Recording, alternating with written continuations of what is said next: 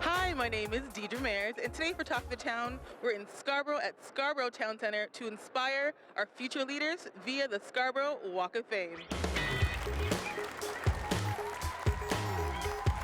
I'm president of Scarborough Hospital Foundation, and I've been working on the Scarborough Walk of Fame board for years, and we just thought this was a great natural partnership. We're thrilled to promote greatness in Scarborough and raise money for global health care in our community. We're delighted to be partnering with the Walk of Fame of Scarborough to highlight the leadership and the talent that's come out of Scarborough, connecting with our community in various ways. So we're excited to be here today. There's always fundraising need for new equipment or renovations and facilities so we can serve our patients better, our community better. So this evening we have a kaleidoscope ball that will celebrate the inductees of Scarborough Walk of Fame, and it's an opportunity to do some fundraising for our diagnostic imaging department. I'm proud to be part of a Scarborough tradition which is committed to honoring citizens who've shown leadership and pride in this community. I've been involved, first of all, as an inductee back in 2008, and have my own star on the Walk of Fame as an educator in Scarborough. Going from inductee to the head of it all, how did it even happen?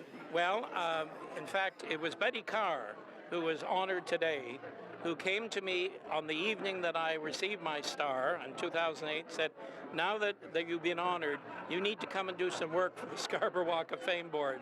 And I said, sure, Betty, anything for you. And I've been at it ever since. 25 years ago, I arrived in Scarborough as a brand new publisher. And I was given such a warm welcome. This became my home. I've just received a star on the Walk of Fame here at Scarborough. I am just so thrilled. I helped get the first one off the ground.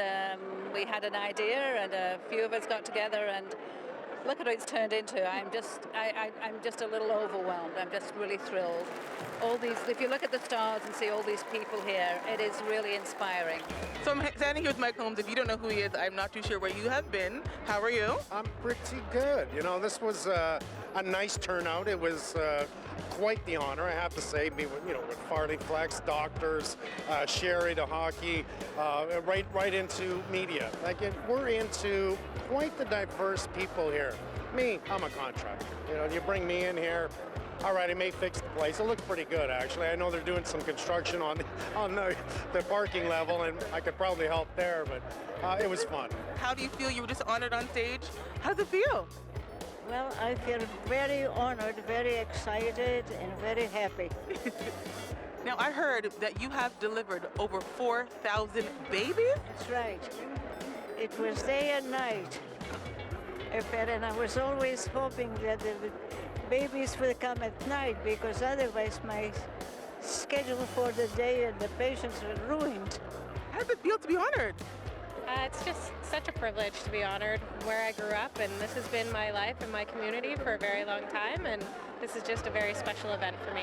It's really, really an honor to be here, very humbling. You know, I've been in Scarborough long enough to see it evolve from Scarborough to Scarborough. Now, going back to the beginning, how do you even get into entertainment?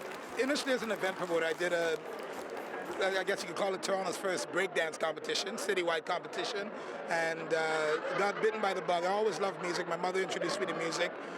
Went away to school, came back, met a young man named Wes Williams. He was interested in becoming a professional artist as a rapper, and I got on board as his manager.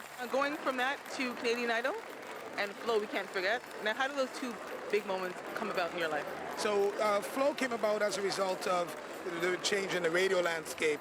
There weren't many stations playing urban music or black music to any extent, really. And with Maestro having the success we had at radio and seeing it diminished, I wanted to get involved in the effort to make it happen. So Denham Jolly and his team, I got on board there and played the role of the music guy, so to speak, in the application process. It took 12 years for the station to happen in terms of applying to the CRTC. And beyond that, actually was in the second year of Flow's life that I was called by the producers of Canadian Idol to get involved as a judge. How did you even get into hockey?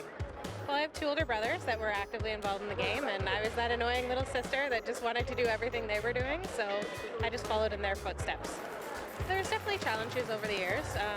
There weren't established girls' leagues when I first started playing, so I started playing hockey in boys' leagues. There were other girls, but very few, and you know, there's always challenges in that sense that there's a lot of unsupportive people of girls playing hockey back then, and you know, with the support of my family and my teammates, I was able to accomplish everything.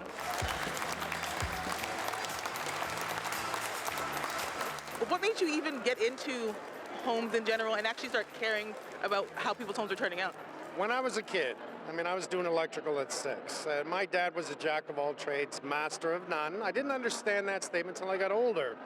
And, I was really, I wanted to know everything, electrical, plumbing, structure, even to the point where I actually have an honorary doctorate of technology and a doctorate of pedagogy, to teach people, to inspire people.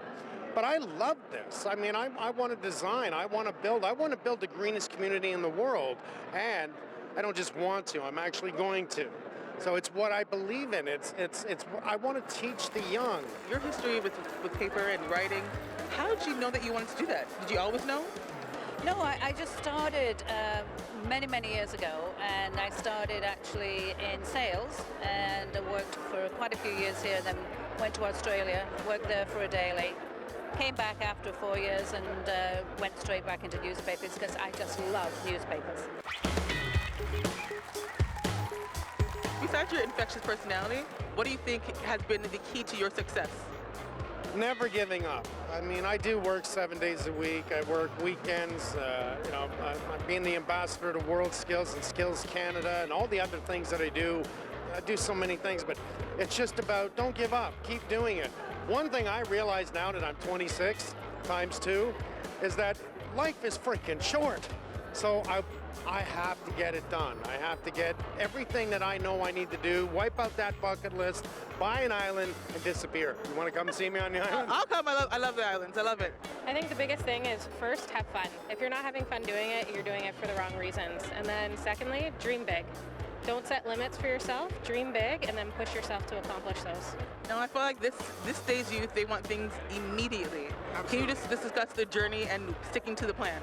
Yeah, it's ironically, my show has a song called Stick to Your Vision, which really, I guess you could say, encapsulates all that what it's all about in terms of dedication, commitment, not being afraid of challenge, not being afraid of change, communicating your passions so that more people are in line with what you want to have happen. Stick with it and be ready to change. And if at first it doesn't succeed, do it again. Nothing happens the first time, the second time, the third time. You've got to keep at it. I learned a lot by doing different things and failing. If you don't fail, what do you know what success looks like? So really have the tenacity to stay with your dream. If that's what you want, it will come about. You're famous, you do all sorts of things, and you also reach back into your community. Not everybody does that, People say that they do, but I feel like you actually have the heart for it. Where does that come from?